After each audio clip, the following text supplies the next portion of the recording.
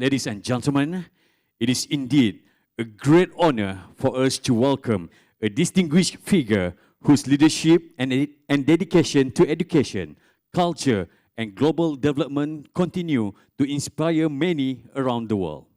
Please join me in warmly welcoming His Excellency Mr. Necmettin Bilal Erdoğan, Deputy Chairman of the Board of Trustees, Haldun University, Turkey, to deliver his special address.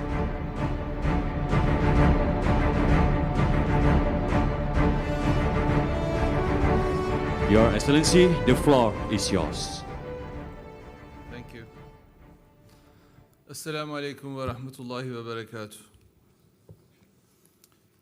Distinguished guests, esteemed scholars, all those participating in this GIFF 2025, it's really a privilege to be talking to this important audience in Kuala Lumpur. I thank Dato for his presentation, which emphasizes many of the points we keep talking about. But as someone who is also at the forefront of practicing these ideals that he's putting forward, I think it's quite remarkable. Maybe that's why I would like to also start this keynote address today with what's going on in Gaza, obviously. More than 70,000 people, mostly women and children, have been killed. It is now an official genocide that has unfolded over the last 2 years. And this was not only in Gaza, by the way. More than 1,000 people were also killed in West Bank. So this period for Ummah, I think, it was a law for us that we were not able to mobilize quickly enough to stop the suffering of our brothers and sisters in Gaza. So I always pray that this law for us becomes a motivation for becoming united. It becomes a motivation for us to wake up. And as Dato Azman Mukhtar says, create a constellation of stars. We have all the resources, actually, to enforce the right upon the wrong. We have the demographics that is necessary. We have a lot of statistics that are on our side. But unfortunately, when you do not bring those resources together, if you do not act strategically and tactically when necessary, these things happen, and the 2 billion Muslims were not able to save their brothers and sisters from this genocide. And we already witnessed throughout these 2 years the failing of the rule-based international system. We witnessed the failing of humanity as a whole. We saw the double standards when it came to Russia versus Israel. I am also a leader in traditional sports globally, and in sports we saw how Russian teams and athletes were forbidden to compete from competitions immediately after Russia's war started in Ukraine. But Israeli teams and athletes continue to compete. They are not barred from anything for the most part. And we saw international institutions failing in their standards when it comes to international affairs and humanities pressing issues. That is why I hope that we take our lessons as the Ummah, as Muslim countries, as the OIC, to come together to make decisions, to act forcefully. Inshallah, next time, hopefully this ceasefire holds, and hopefully the suffering of our brothers and sisters come to an end.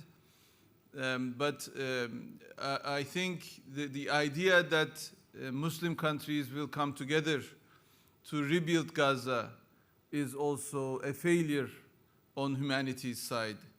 Israel should be the one who is rebuilding Gaza. Israel should be the one who is making war payments, war reparations to the people of Gaza. And I think it's not only sensible because of the crimes that they have committed against humanity, but it's also sensible so that they do not destruct again.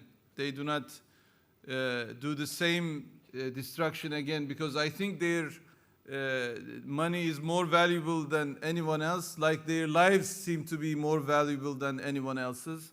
That is why humanity again should come together in the coming weeks and months to make Israel pay for their crimes and pay for the reparation of rebuilding of Gaza, inshallah.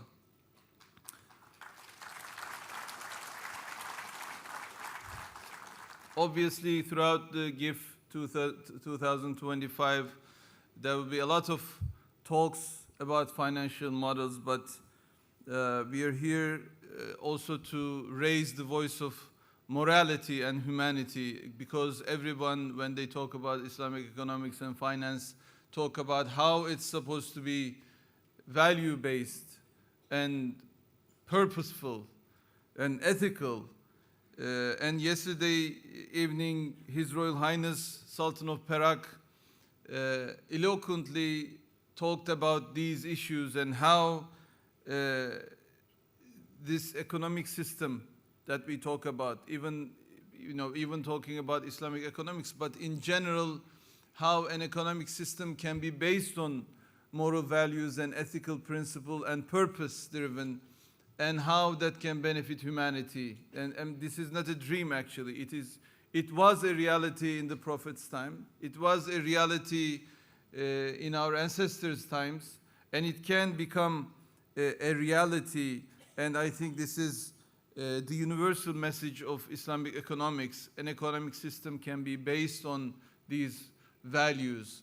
And we take it for granted with capitalism throughout the last 2 centuries, as if this is the story of mankind, as if we are doomed to this capitalist system based on an accumulation of capital without any limits. So one human being having $1 trillion seemed to be the new normal.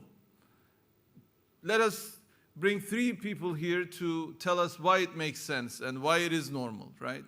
I don't think you will find those 3, but still we are going through that, and still we are sort of having to accept that. So Islamic economics should not merely be an alternative. It has to provide us a new paradigm, which proves that we are not bound by the current paradigm that is actually something very new for humanity. Capitalism insists on the philosophy of survival of the fittest. I mean, survival of the fittest pretty much means whoever has fallen, just step on him, right? And this is what has been happening. So all those people who are left outside of the banking system, we don't care much about them, right? We are not trying to increase the inclusiveness. If you're left out, if you do not have collateral, if you do not have money, I will not give you money to do anything, right? This is the system. So if you're out, you're out. If you want to come in, I don't care how you come in. This is the reflection of survival of the fittest within the banking system, which is not humane, which is not Islamic. So we have to make sure that solidarity is at the core of the banking system. So that's why we see inequality deepening, not only in poor countries, but also, I mean, it is at the highest level in the United States, for instance.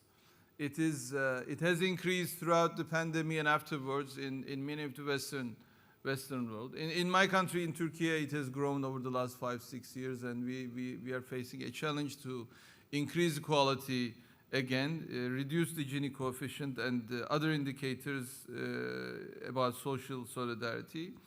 And that is why at this time of growing inequality across the board in many indicators, I think it is very timely to be talking about Islamic economics and finance, and at a more philosophical and fundamental level. So there are some debates currently going on. One is on sustainability. We talk about climate change. We talk about the environment, because this survival of the fittest philosophy has made us use this world viciously. I mean, we don't care what happens to the world. We don't, because we think we are going to live, okay, 80 years on average, right? So we don't care what happens after we pass away. So we don't care about the future of our kids, our grandkids. I mean, at some level we care about what school they go to, what job they get, but we don't very much care about what water sources are going to be existing 50 years from now, or how the weather is going to be 100 years from now. So this sort of linear approach to outcomes of economics sort of is tiring our earth. That's why we are overusing everything. There is a lot of israf, there is a lot of waste. That is why I also would like to indicate how Her Excellency, my mother, is working on a zero waste movement globally. It's not only about recycling what we use, it's also about reducing what we use, reducing what we consume. And I think this should be at the core of any economical system, if we are going to make sure that this earth is able to live with us, because it's a amana from Allah to us to take care of this world, to take care of our bodies, so that it's not that there will be qiyamah one day, so who cares? But Allah wants us to take care of our bodies and this earth. And financial inclusion. I would like to commend Malaysia. Of course, Malaysia is at the forefront of Islamic economics and finance on many indicators. And in terms of financial inclusion too, I think throughout, as Dato mentioned, since 2017, there has been many strides about financial inclusion. And so, as someone from Turkey, we are really struggling to increase the share of Islamic banking and finance in our country. And we know that the share of population that is disenfranchised from the whole banking system is an opportunity for Islamic banking, Islamic economics, to grow their base by including them into the banking system through schemes like Zakat, which we listened to yesterday also over dinner, because you can approach people without expecting collateral, without expecting capital, and you can train them to do good, and then they can become clients, they can become people with collateral to come at you, they can become employers. So this is a way of social inclusion, but it's also a market savvy way to increase your customer base. And obviously ethical finance. The world is increasingly realizing that. Over the last global financial crises, there was a lot of talk of greed, right? There were a couple of years where regulators tried to rein in greed, but I think greed is free again. I don't know which next financial crisis will make us grasp again and rein in greed again, but greed leads to non-ethical practices. And we have to make sure that momentum is behind value-based investing, inclusiveness, these sustainable credit giving. And these, again, relate to the foundational principles of Islamic finance, the Maqasid Sharia, as Dato mentioned. So Islamic finance, with its size of $5 trillion, is no longer a niche sector. It is a visible force in the global economy. But growth alone really, as I said, means little. We need qualitative transformations. So this growth should be reflected in something. And in this day and age, with everything being out in the open, with information being so easily accessible, if as Muslims we can show something that is better to the world, it is going to also fulfill our mission as Muslims to be better examples in the world for the humanity. So we will continue asking the questions like if our products really align with Islamic ethical principles. Are we strengthening our ties to real risk sharing, the real economy, the real social benefits? So we talk about projects like ITICAD, Islamic microfinance, but how are we taking this to the next level? So within Malaysia, okay, but how do we, of the 50-some Muslim countries, those that are the most backward, how do we also lift them up, get them up and running? So not only looking at things in a local way, but also in a global perspective. And how effectively are we mobilizing Zakat, Wakaf and Sadaqah, as Malaysia is doing nicely? I mean, Turkey has a great history of Wakaf from the Ottoman tradition. Some of the best examples in the history of really humane financial institutions. Many of the services that is being provided now by the welfare state were provided through Wakafs in the Ottoman social system. And when the United States was being sort of designed by the founding fathers, really they looked at this Wakaf system, and that's why the US now has one of the highest endowment principles and amounts going through, especially in an area like education I am passionate about. Endowments are helping educational institutions to thrive. Even at the face of President Trump cutting off all these research funds from major universities, their endowments let them sustain their work in many ways. So how do we, as the Muslim world, grow this Wakaf civilization back to its feet so that we can sustain our education? Because many of the things that we talk about, I mean, we are talking about putting humanity at the center. Yesterday, His Royal Highness mentioned how people should be at the center before profit is targeted. But really, we talk about these ideals, and then we come to the question of then how do we educate people to care more about others than themselves, right? If we are going to talk about a human-centered economy, then we have to talk about the issues of humanity as how do we remain humans? Because there are many movies in Hollywood now about the dystopia where robots are taking over, right? The AI is having emotions all of a sudden and seeing the human beings as enemies and taking over everything, right? I mean that's probably the alter ego speaking. So I think we are becoming robots more than robots taking over. We are losing our emotions. We are losing compassion. That is why we have to put. I think. Now that information is so easily accessible with AI and everything, we are talking about shortening education periods, right? Because you don't need so long a time anymore. But then how do we train human beings to remain human beings, to keep their love, to keep their compassion alive? I think that should be at the forefront of our targets within education.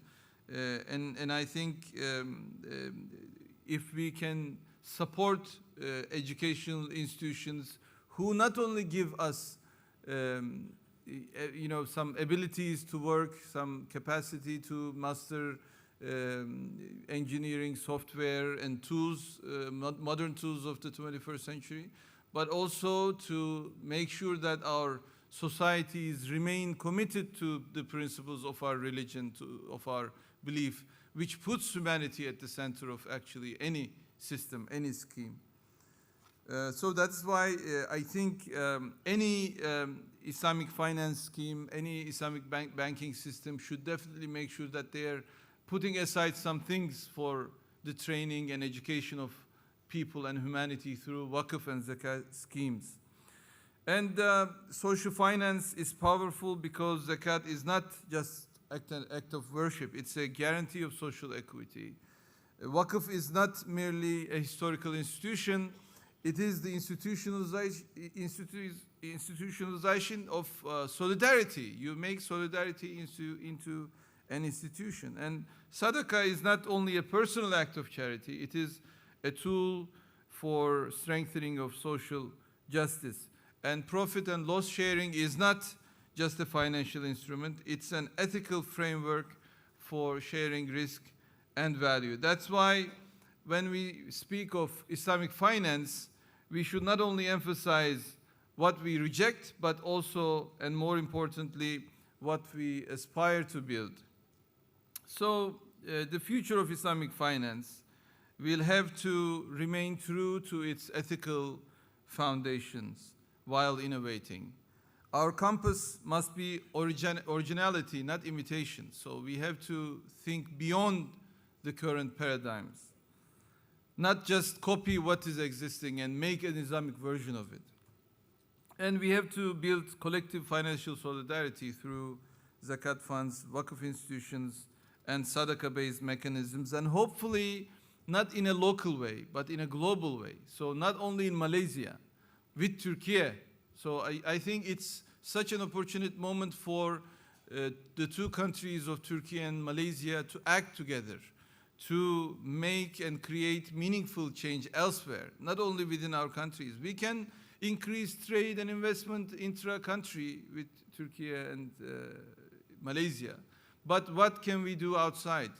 Yeah, I'm sure Turkey and Malaysia were very closely working in the issue of Gaza, for instance. This is an example, but it's a very crisis example. But we should also be active in non-crisis areas to build a better future for our ummah, for the world. And I think the close friendship of our leaders gives us that opportunity. And as the bureaucrats working for both countries, I think there needs to be hard work ahead of us. And we have to strengthen the financial integration across Muslim world, and Turkey and Malaysia can be at the forefront. Institutions like IDB, I think, we have to work very hard to create dynamism back to IDB. I know IDB representative was here. Yes, and I appreciate the institution so much. I spent 2 years working at the World Bank. I know the importance of the technical expertise that exists there, not only the money that they can hand out, but we definitely have to re-energize IDB and similar institutions to support the global ummah. So with Ibn Khaldun's vision of justice and Ghazali's perspective on ethics and the technical sophistication of our era, I believe we can shape a new horizon together. Our duty is to grow Islamic finance without abandoning its moral essence, to produce authentic solutions rather than imitations, and to construct solidarity mechanisms capable of responding to global humanitarian challenges. So I would like to conclude by once again expressing our unwavering solidarity with our Palestinian brothers and sisters. I had the opportunity to sit down with the relatives of many shuhada from Gaza just last week in Istanbul. Some of them came a year after the war was started, the genocide started. Some of them lost their limbs in bombings along with their family members. The one thing they all told me one by one was how they wanted this to end. And inshallah this ends this week and now. And inshallah we can keep it that way, and inshallah we can take our lessons from this as Muslim countries to avoid such a thing happening. You know, I mean, we might have forgotten already that OIC was founded on the principle of saving Al-Quds, right? To saving Masjid al-Aqsa. It looks like a long dream now, very old dream now, but we have to remember that, and we have to start acting upon it, inshallah. Every voice raised from here is meaningful. We should not gloss over it, and we must continue to raise that voice, to amplify it, and to support it with a more concrete action. May Allah grant us the wisdom, mercy, and determination to build a world order founded on justice, inshallah. Thank you very much, and Assalamu alaikum wa rahmatullah. Wa alaikum salam wa rahmatullahi wa barakatuh. Thank you, His Excellency. Kindly remain on the stage. We are now pleased to invite Yang Berbahagia Datuk Muhammad Muazzam Muhammad, President of AIBIM, to present a memento to His Excellency. Please welcome.